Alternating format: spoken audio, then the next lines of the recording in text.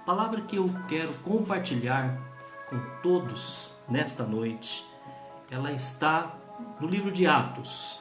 Lá no livro de Atos, ela se encontra no livro de Atos, e nós vamos ver que o ápice desta palavra está lá em Atos 27, que vai falar daquela viagem tão perigosa que o apóstolo Paulo fez.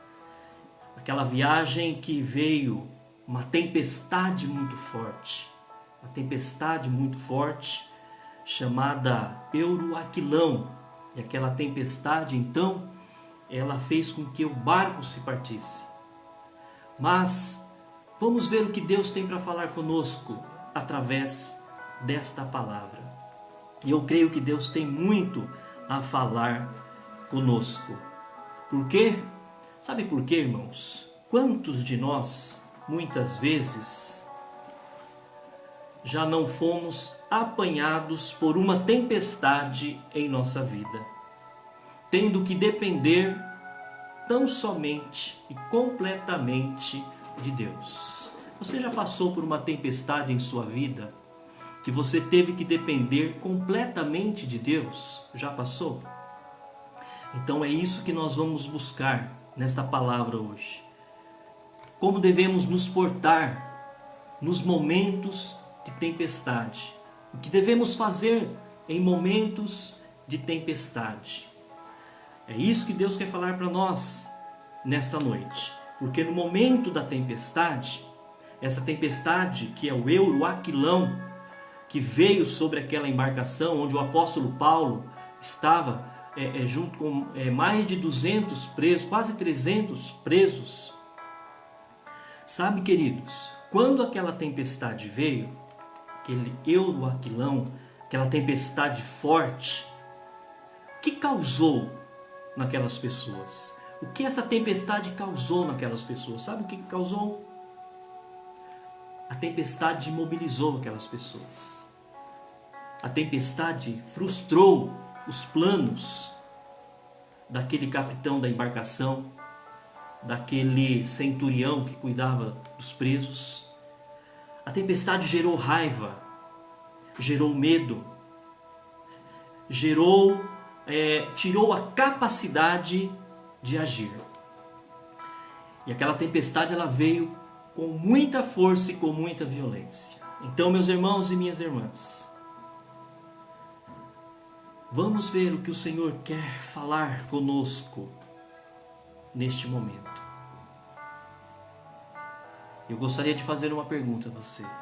Como está o vento em sua vida? Está um vento suave? Está um vento médio?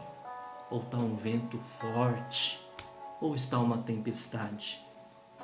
Vamos ver que nesse texto, nessa passagem bíblica, tem muitos fatos interessantes, mas o que eu quero chamar a atenção é que essa tempestade, ela não começou de repente. Não começou de repente. Ela teve uma trajetória. Então, nós podemos perceber essa trajetória quando lemos desde o capítulo 22 de Atos dos Apóstolos, né? E eu quero dizer também, irmãos, que as tempestades que vêm sobre as nossas vidas, elas não vêm de repente. Elas também têm uma trajetória. Muitas vezes nós não percebemos a trajetória, porque às vezes estamos buscando significado para as nossas vidas, significado estes que não estão relacionados com o reino de Deus. Então nós não percebemos a trajetória dessa tempestade que muitas vezes está chegando perto de nós, chegando às nossas vidas. Vamos voltar então aqui para essa história do apóstolo Paulo, esse testemunho do apóstolo Paulo que podemos hoje compartilhar com a igreja. A partir do versículo 22, capítulo 22 de Atos, nós temos então a prisão do apóstolo Paulo.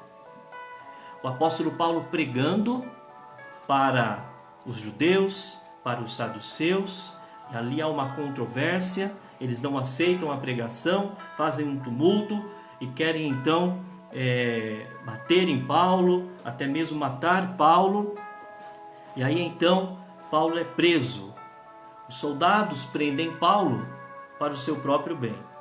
O sobrinho de Paulo, ele fica sabendo que os judeus querem entrar na prisão para matarem Paulo. E o que ele faz? Ele conta para Paulo. Paulo fala para o carcereiro encaminhar o sobrinho dele para o comandante. E ali então o comandante, chamado Cláudio Lísias, ele envia uma carta para Félix para que Paulo seja levado até o governador. E ali então, meus irmãos, os judeus fazem de tudo, no capítulo 24 de Atos, para que Paulo ficasse em Jerusalém, porque eles queriam dar fim a Paulo. Vejam então a trajetória. Lá em alto mar aconteceu o Euroquilão, mas na vida do apóstolo Paulo, essa tempestade já estava sendo armada, porque ele estava pregando a palavra de Deus. E nós que pregamos a palavra de Deus, irmãos, constantemente, vem os ventos fortes mesmo, mas nós vamos ver como que nós devemos nos portar quando estamos passando pelas tempestades, o que devemos fazer e qual é e como é que Deus trata os seus filhos na época da tempestade. No capítulo 25 de Atos, Paulo faz a sua defesa perante o rei Agripa e perante o governador Festo. No capítulo 26, ele prega, olha só, ele estava passando por um momento de dificuldade, mas Deus deu a oportunidade para ele pregar para o rei Agripa, sua esposa, e também para o governador chamado Festo. E ali ele prega. Eu quero ler uma passagem bíblica aqui, que está lá em Atos 26, dos versículos 27 a 32. Olha só a intrepidez do apóstolo Paulo, num momento tão difícil. Diz assim o texto: Rei Agripa, crês nos profetas? Paulo perguntando para o rei Agripa. Eu sei que sim, ele mesmo responde, o apóstolo Paulo. Então Agripa disse a Paulo: você acha que em tão pouco tempo pode convencer-me a tornar-me cristão? Paulo respondeu: em pouco ou em muito, peço a Deus que não apenas tu, mas todos os que hoje me ouvem se tornem como eu, menos estas algemas. O rei se levantou, e com ele o governador e Berenice, como também os que estavam assentados com eles. Saindo do salão, comentavam entre si: este homem não fez nada que merece a morte ou a prisão. Agripa disse a Festo: ele poderia ser posto em liberdade se não tivesse apelado para César. Que coisa linda, né, irmãos? Num momento difícil, momento de tempestade, já armando na vida do apóstolo Paulo por pregar a palavra. E o que ele está fazendo? Pregando a palavra para o governador, para o rei, para a esposa do rei, não se intimidando e ainda dizendo para o rei Agripa: olha, eu gostaria que você e todos aqui estão se convertessem, aceitassem esse Jesus maravilhoso como Salvador de suas vidas. E aí nós percebemos que no capítulo 27, Paulo ele é encaminhado para César. Paulo e outros presos, diz o versículo 1 de Atos 27, foram entregues a um centurião chamado Júlio. E ali começa a viagem. No dia seguinte, diz o versículo 3, ancoramos em Sidom. E Júlio, no gesto de bondade para com Paulo, permitiu-lhe que fosse ao encontro dos seus amigos para que estes suprissem as suas necessidades. A viagem começa numa boa. Mas, meus queridos, quando ela chega no norte de Chipre, começam os ventos contrários. Conforme diz o versículo 4. No norte de Chipre, porque os ventos nos eram contrários. Paulo começou a sua viagem e logo quando ele saiu, já começaram os ventos contrários. Ventos contrários, navegamos ao sul de Creta. Passou por outras cidades, outras ilhas, e os ventos continuaram contrários. Mas uma coisa interessante, igreja, é que o profeta, ele avisa das dificuldades ao longo da viagem. E não só quando a dificuldade chega. Este é o teor da palavra, igreja.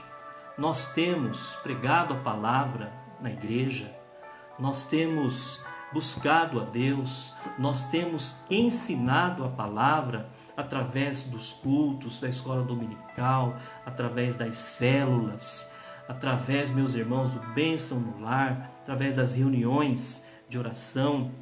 A palavra tem sido ministrada, é Deus nos ensinando, é Deus nos mostrando o caminho que precisamos seguir, o que devemos priorizar, o que devemos fazer. E com Paulo não foi diferente. Lá no versículo 10 de Atos 27, diz assim: Senhores, vejo que a nossa viagem será desastrosa e acarretará grande prejuízo para o navio, para a carga e também para as nossas vidas. Mas olha só o que acontece. Deus nos fala como devemos agir, que nós devemos estar preparados, que nós devemos buscar primeiro o reino dele e as demais coisas nos serão acrescentadas. Mas muitas vezes nós não damos ouvidos. Nós não damos ouvido, não nos atentamos àquilo que Deus quer falar conosco. Desconversamos aquilo que Deus está falando conosco através das pessoas. Assim foi com o centurião no versículo 11 de Atos 27. Mas o centurião, em vez de ouvir o que Paulo falava, seguiu o conselho do piloto, do dono do navio. Ou seja, nós damos ouvido ao nosso instinto, àquilo que nós queremos para as nossas vidas, mas não damos ouvido ao que a palavra de Deus fala para nós. E aí nós temos a impressão que a nossa vida está tudo bem, está tudo tranquilo. Assim aconteceu também nessa viagem. Eles continuaram a viagem ali e depois tudo ficou calmo, né? Um vento sul, um vento brando. E esse vento sul, esse vento brando, é como se nós estivéssemos no controle da nossa vida. Sabe quando a nossa vida está indo tudo certo, tudo bonitinho, tudo legalzinho, tudo redondinho, hein? E aí então nós achamos, eu tenho controle, tá tudo legal comigo, olha só, eu é que estou no leme da minha vida, dirigindo para lá e para cá, está dando tudo certo. É o vento sul que fala aqui na palavra do Senhor, né? E aí então parece que a gente tem o controle da nossa vida. Aqueles homens, aquele piloto, aqueles marinheiros, eles achavam que estavam no controle. Eles pensaram que haviam obtido o que desejavam. O que eles desejavam? Uma viagem boa. Aí eles levantaram as âncoras e foram navegando ao longo da costa da Creta. E ali, meus irmãos, pouco tempo depois, desencadeou-se um grande, forte vento, o Euroaquilão, chamado Nordeste. Sabe, queridos? E aí então esse vento trouxe muito medo a toda a embarcação. O versículo 13 diz assim: o navio foi arrastado pela tempestade, sem poder resistir ao vento. Assim cessamos as manobras e ficamos à deriva. Sabe o que significa isso? Assim cessamos as manobras e ficamos à deriva. É o mesmo que dizer: olha, eu estou sem rumo, eu estou à toa, eu estou sem direção, ficou à deriva. 3 dias de tempestade, diz o versículo 19. No terceiro dia lançaram fora com as próprias mãos a armação do navio. O profeta avisa. Eu posso dizer, irmãos, que nós estamos vivendo um momento de tempestade, sim. Mas nós temos que aprender, Deus quer nos corrigir, nós temos que aprender como nos portar no momento da tempestade, mas também nós vamos ver o que Deus tem preparado para os seus filhos e para as suas filhas na tempestade. O profeta sempre avisa. O profeta é a palavra de Deus. Deus fala através da sua palavra. No versículo 21, os senhores deviam ter aceitado o meu conselho. O apóstolo Paulo fala de não partir de Creta. Não era para ter partido, pois assim teriam evitado este dano e prejuízo. Quantas vezes, meus irmãos, nós aconselhamos as pessoas e as pessoas continuam em frente. Elas seguem em frente e não dão ouvido para os conselhos bíblicos.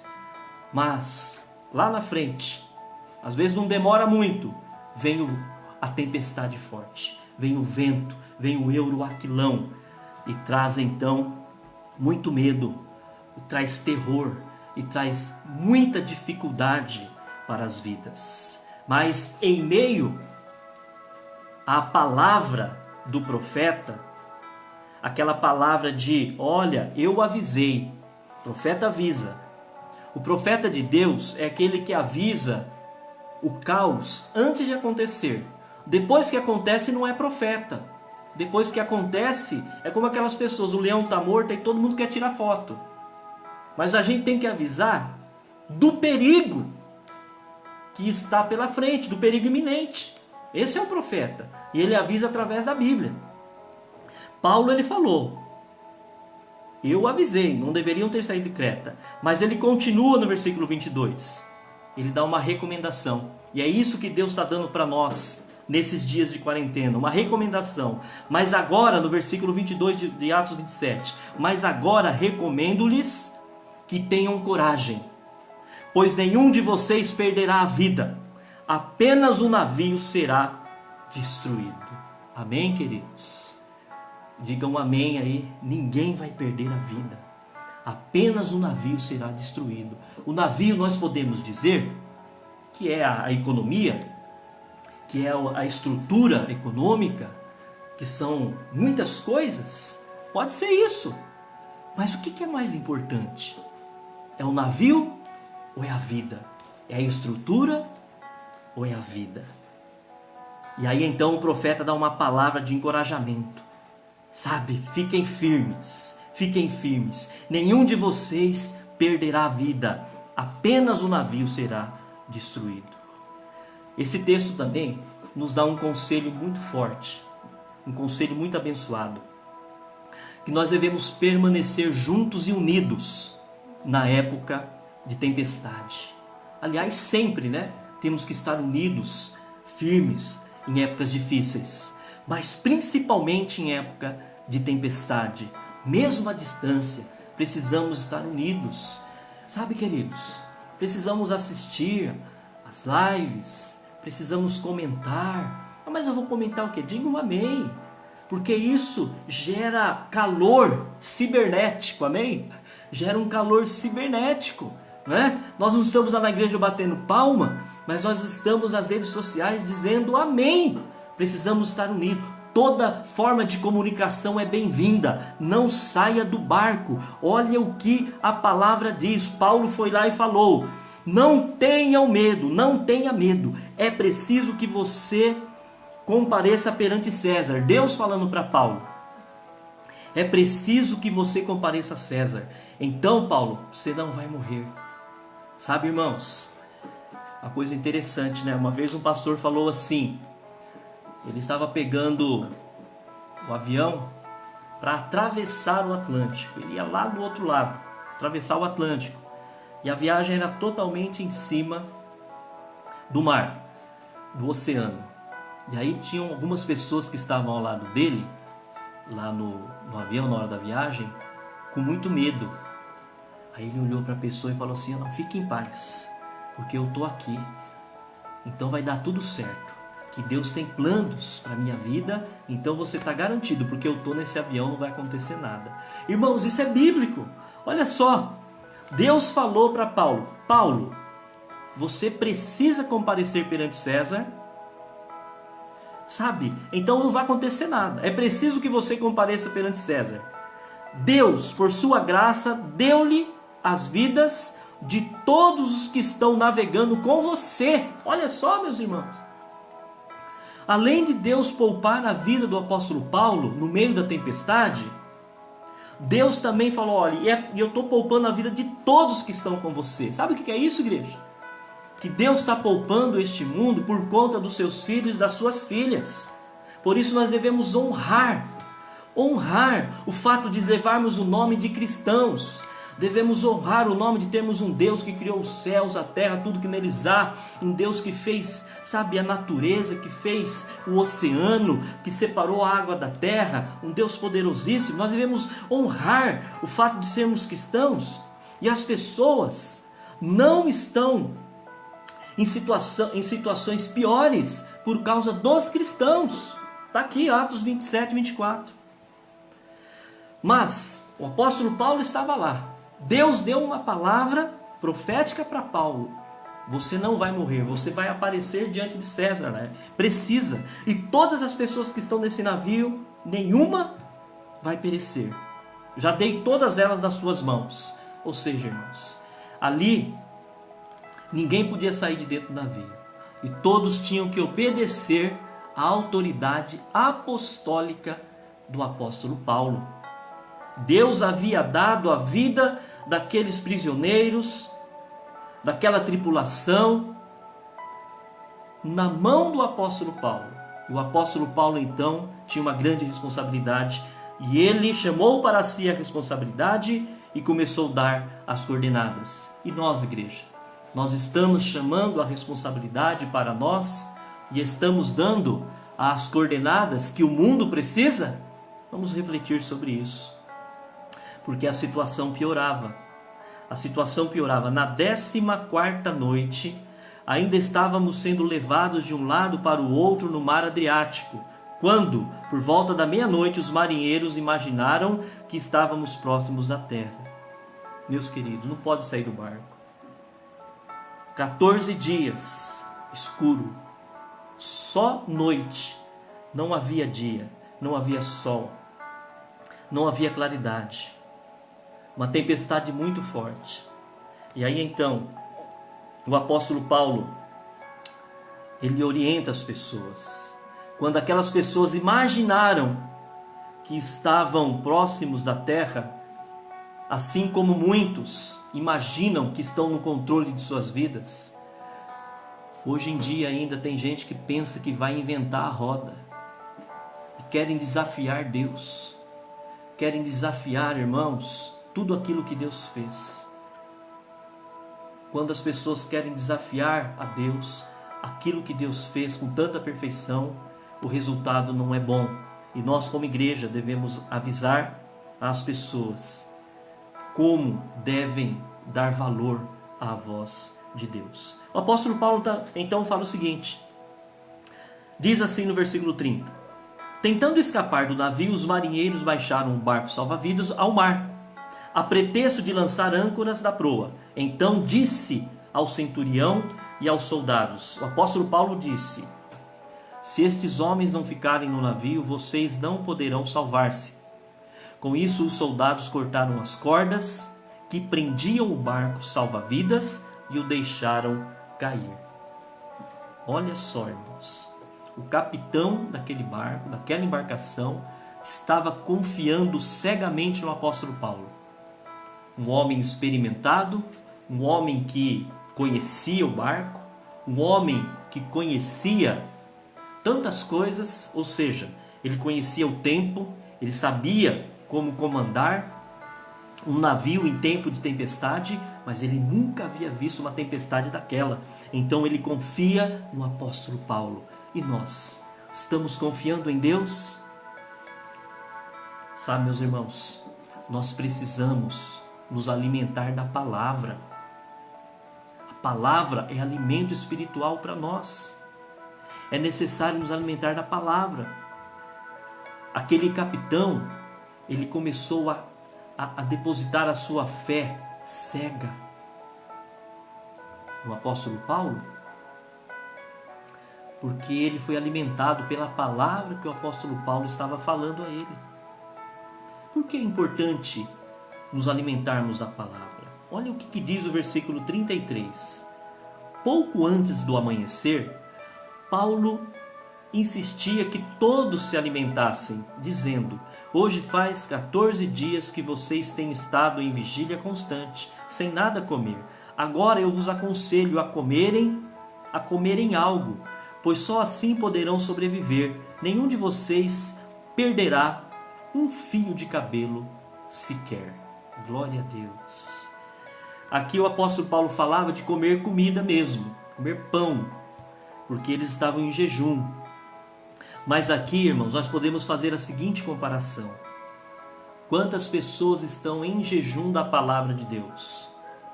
Não conseguem assistir a um culto, não conseguem ir à igreja, tudo é prioridade antes da igreja. Quantas pessoas já estão fazendo uma lista de prioridade assim que acabar a quarentena? Sabe, queridos? Quantas pessoas estão fazendo essa lista de prioridade? Será que Deus está em primeiro lugar nessa lista de prioridade? Ou está em primeiro lugar nessa lista de prioridade a minha faculdade, o meu trabalho, o meu passeio, a minha diversão, a minha alegria, o meu contentamento, o meu, tudo é ego, tudo é ego. O ego tem matado o ser humano, o ego é responsável pelas guerras, o ego é responsável pela polaridade. Enquanto nós estivermos nessa situação do ego, meus irmãos, nós estaremos desnutridos da palavra de Deus. E é tempo de nós nutrirmos, de nós nos alimentarmos da palavra de Deus para aguentarmos a tempestade. Paulo falou: olha, vocês têm que comer, vão se alimentar aí, tem que comer, sabe? Porque senão vocês não vão sobreviver não. Mas se vocês comerem, nenhum fio de cabelo sequer irá se perder. Quando somos alimentados pela palavra, o ânimo volta. Tendo dito isso, tomou o pão, deu graças a Deus diante de todos. Então o partiu e começou a comer. Todos se reanimaram e também comeram aquele pão e alimentaram e fortificaram o físico deles. E ali então, aquelas 276 pessoas já estavam animadas. É isso aí, igreja. Eu creio que a Ipino está animada, está se revigorando através da palavra, porque nós não podemos fazer jejum da palavra. Quarentena, meus irmãos, para nos resguardarmos do vírus Covid-19, não significa jejum de palavra. E como pastor aqui na autoridade que a mim foi investida um dia, por imposição de mãos, eu gostaria de dizer a você agora: você que tem criança na sua casa, você pediu para sua criança assistir a aula dominical de hoje? Pediu? Pois é. Não deixe a sua criança de jejum. Faça ela assistir aquilo que a igreja tem disponibilizado, com toda a modéstia que nós e com todo o amor que nós estamos preparando este alimento mesmo à distância. Então você pai, você mãe, nós somos responsáveis para que os nossos filhos não fiquem em jejum da palavra. Porque quem fica em jejum da palavra, quando vem a tempestade, desmaia. Mas quem se alimenta da palavra, quando vem a tempestade, resiste. Deus poupa o mundo por amor de seus filhos e filhas. Sabe por quê? Os soldados resolveram matar todos os presos. Eles ficaram desesperados.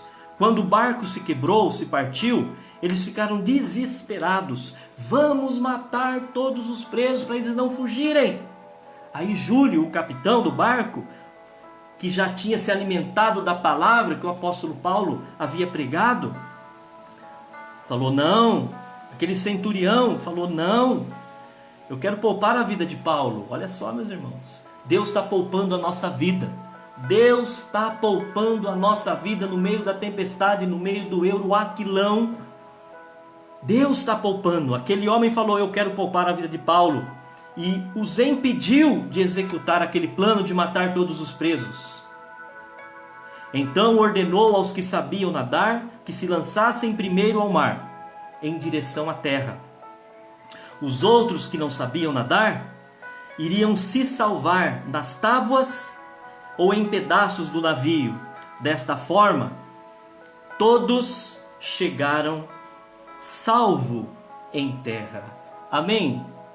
Todos chegaram salvo em terra. E é isso que Deus está preparando para você. É isso que Deus está preparando para mim. É isso que Deus está preparando para nós. Nós chegaremos salvo à terra em nome de Jesus. E no meio dessa tempestade, o que Deus traz para nós?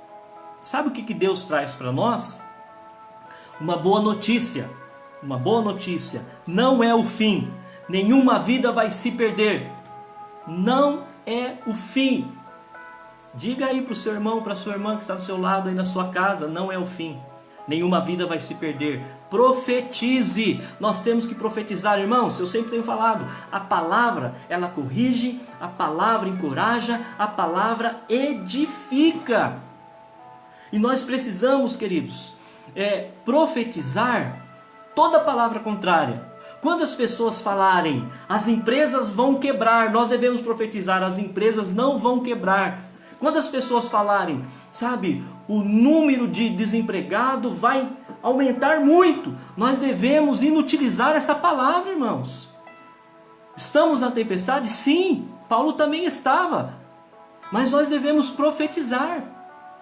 Profetizar contra toda palavra contrária no nome de Jesus, porque no meio da tempestade Deus traz boas novas a Paulo, e Paulo ficou encarregado por todas aquelas vidas que estavam ali naquele barco, e nós, povo de Deus, somos encarregados de guardar este mundo, de guardar o Brasil, de guardar o planeta, através da nossa fé. Muitos não têm fé, então nós temos que ter fé por nós e por aqueles que não têm fé.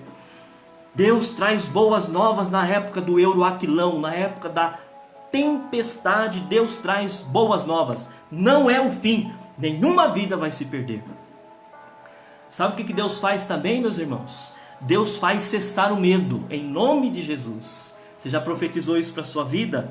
Eu não estou com medo. Eu não estou com medo. Eu não estou com medo. Eu não tenho medo, porque Deus está comigo. É isso que nós temos que fazer. Porque Deus faz cessar o medo. Estava todo mundo com medo ali.